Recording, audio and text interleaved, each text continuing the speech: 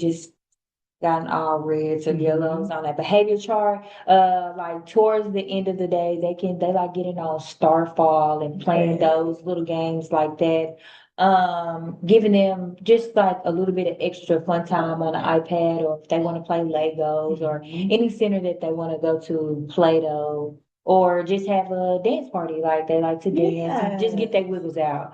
So, and I also encourage them by using by saying, oh, you guys are ready for kindergarten. Like, that is Mhm. amazing. Like, y'all are big kids. Like, okay, but not yet. Just let me teach you a little bit more. And then it Okay. keeps going like that. Okay, well, teach me more because I want to go to kindergarten. So it's like, okay, Mhm. come on, keep teaching me. So that's what I use. Okay.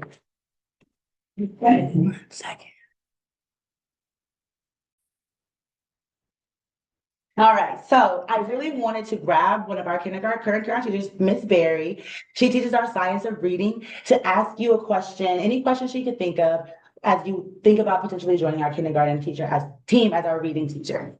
Just one question. So with me teaching SOR, of course, you know that is phonics sounds, writing and all that. How can you include that into your reading?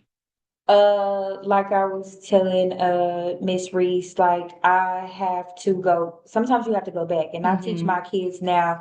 A letter makes a sound. When you put Mhm. letters and sounds together, it forms a word. When you put words together, when you take different words together, it makes a sentence. So I feel like once you stamp that and put it in Yes. that order, then it'll gravitate towards them like reading and then Mhm. blending and decoding and things like that. Yes. Okay. Last question for Miss Berry. Do you notice or have any concerns about the transition of kids from from pre-K to kindergarten? Mhm. What's the biggest concern, and then how would you address that concern that she has? I would say honestly, if we're talking about for reading comprehension, sometimes the kids can just come in just, oh, I read a story, but they can't tell you anything about the story that they're reading. So I think sometimes just like kind of breaking the story down and hitting those key details about it. Key details, the character, Mhm. who's the character, what is that character, what's the Mhm. plot, what was the beginning, middle, and end, what was the problem, Yeah. what was the solution, and things like that. Mhm. That is something that is done. Make it into an anchor chart. So when you are reading a book, like you go, okay, so who's talking? Oh, the grandma. What is the grandma talking about? Yeah. Who is the grandma talking to? Okay, Okay. what's going on in the Yes. story? Like, really kind Yeah. of dragging those questions out of them. They are four, so it might take some time for them to Mhm. like, well, hold on, like, I don't wait, know. but I Mhm. don't know yet. But okay, well, let's reread it. But Yeah. and then we can go back and answer the question, you know?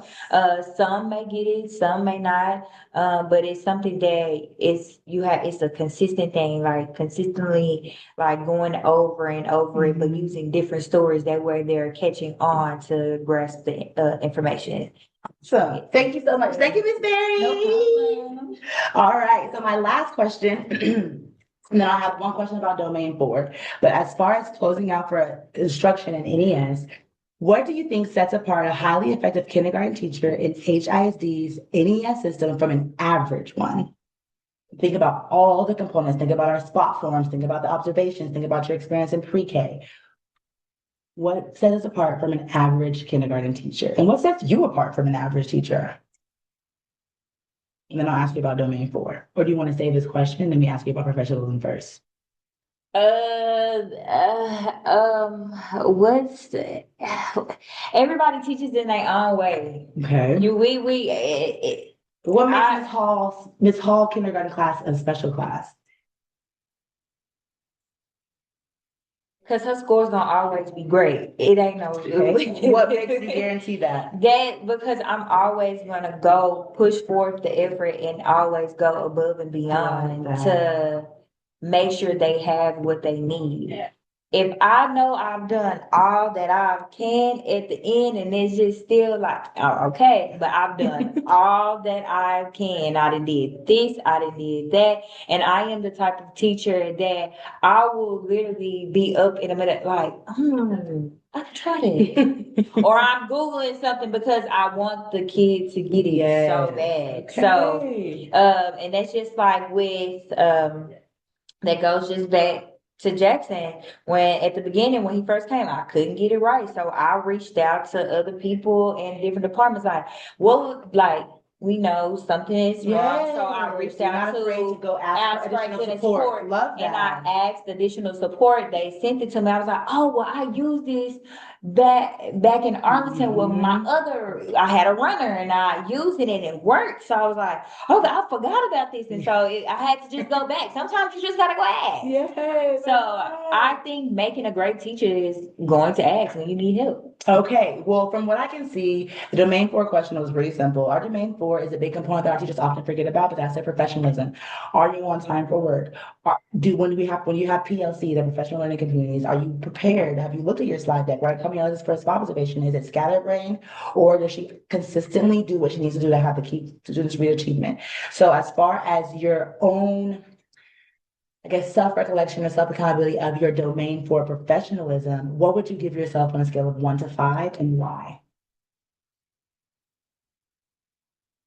Since I got that 13, I'ma say a 4. But that's instruction. That's not your professionalism. Oh, That's well, not getting to work on time, doing your duties, schedules. oh, I'm a 5. Okay.